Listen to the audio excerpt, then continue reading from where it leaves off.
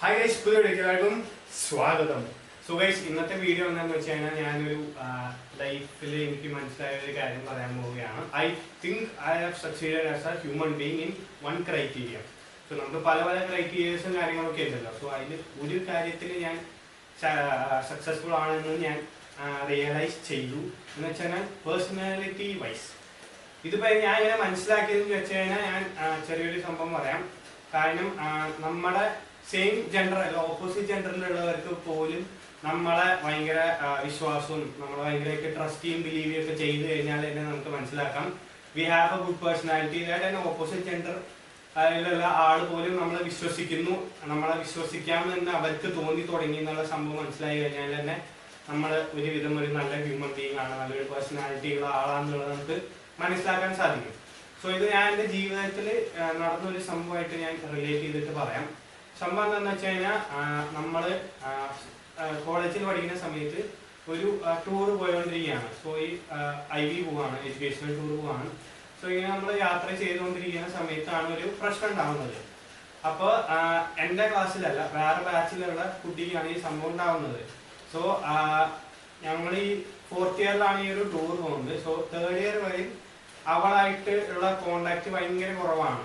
എന്ന് വെച്ചാൽ വല്ലപ്പോഴും ഓണത്തിനും അങ്ങനത്തെ പരിപാടികൾക്കൊക്കെ കാണും, മിണ്ടും എന്നുള്ളത് ഭയങ്കര ഡീപ്പായിട്ടുള്ള കോണ്ടാക്ട്സും കാര്യങ്ങളൊന്നും തന്നെ ഇല്ല. 4th ഇയർ ആയപ്പോഴാണ് പിന്നെയും കുറച്ചുകൂടി കോണ്ടാക്റ്റും കാര്യങ്ങളൊക്കെ വന്നു തുടങ്ങിയത്.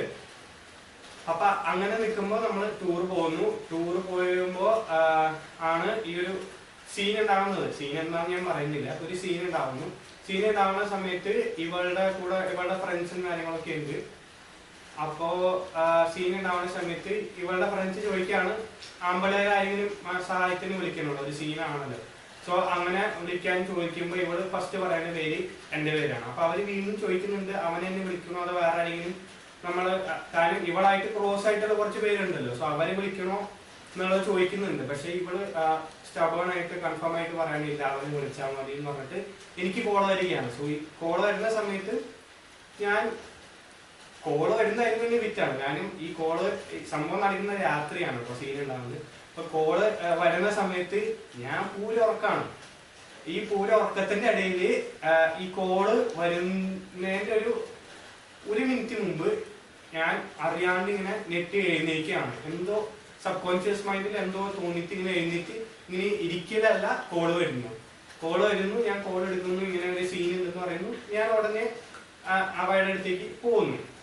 സോ ഇത് സബ്കോൺഷ്യസ് മൈൻഡ് എങ്ങനെ ഇങ്ങനെ പെട്ടെന്ന് ഒരു ഇത് വന്നു എന്നുള്ളത് തന്നെ ഒരു മിറാക്കിളായിട്ടാണ് ഞാൻ കാണുന്നത്. കാരണം അങ്ങനെ ഒരു സംഭവം പെട്ടെന്ന് ഞാൻ എഴുന്നേറ്റിരിക്കുമ്പോൾ തന്നെ എനിക്ക് കോള് വരുന്നു, ഞാൻ പോകുന്നു എന്നുള്ളത്. അപ്പോൾ അവിടെ ചെന്ന് കഴിയുമ്പോഴാണ് സീനും കാര്യങ്ങളൊക്കെ മനസ്സിലാവുന്നു, ഇതാവുന്നു. സോ ഈ സംഭവം നടക്കുന്ന സമയത്ത് എനിക്കൊരു ഐഡിയ ഇല്ല ഇവള് നിർബന്ധം പിടിച്ചിട്ടാണ് എന്നെ വിളിച്ചത്. അന്ന് ഞാൻ ആ സംഭവമൊക്കെ ക്ലിയർ ചെയ്തതിനു ശേഷം ഞാൻ പിന്നീട് തിരിച്ച് കോളേജിൽ വന്ന സമയത്ത് ഞാൻ ഇന്ന് ആലോചിക്കുകയാണ് എന്തുകൊണ്ടായിരിക്കും ഇവളെ എന്നെ തന്നെ വിളിച്ചത്. ഇവളുടെ ഫ്രണ്ട്സിന്റെ കൂടെയുള്ള ഇവർക്കും ഒക്കെ കോണ്ടാക്ട് ഉള്ള കുറെ ബോയ്സ് ഉണ്ടല്ലോ. അപ്പൊ അവരെ വിളിച്ചാൽ പോലെയാണ്, എന്തിനാ എന്നെ വിളിച്ചെന്നുള്ളത് എനിക്ക് മനസ്സിലായില്ല.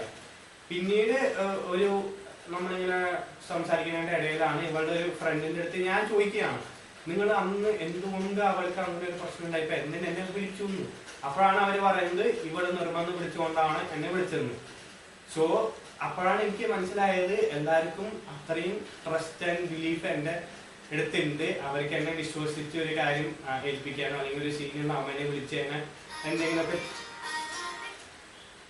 എന്തെങ്കിലുമൊക്കെ ചെയ്തു തരും എന്നുള്ളൊരു വിശ്വാസം അവർക്ക് വന്നിട്ടുണ്ടെന്ന്. അപ്പോഴാണ് ഞാൻ മനസ്സിലാക്കി I have built a good personality among friends around me and people around me എന്നുള്ളത്.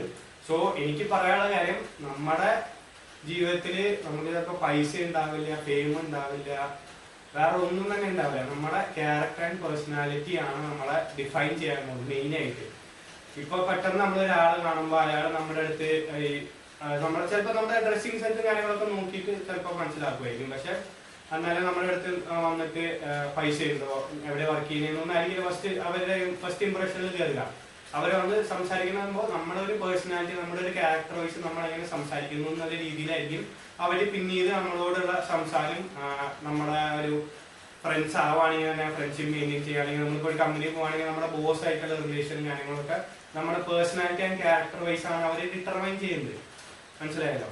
സോ എനിക്ക് പറയാനുള്ളത്, നമ്മൾ വേറെ ഒന്നും ബിൽഡ് ചെയ്തില്ലെങ്കിലും നമ്മുടെ ക്യാരക്ടർ ആൻഡ് പേഴ്സണാലിറ്റി മെയിനായിട്ട് ബിൽഡ് ചെയ്യുക.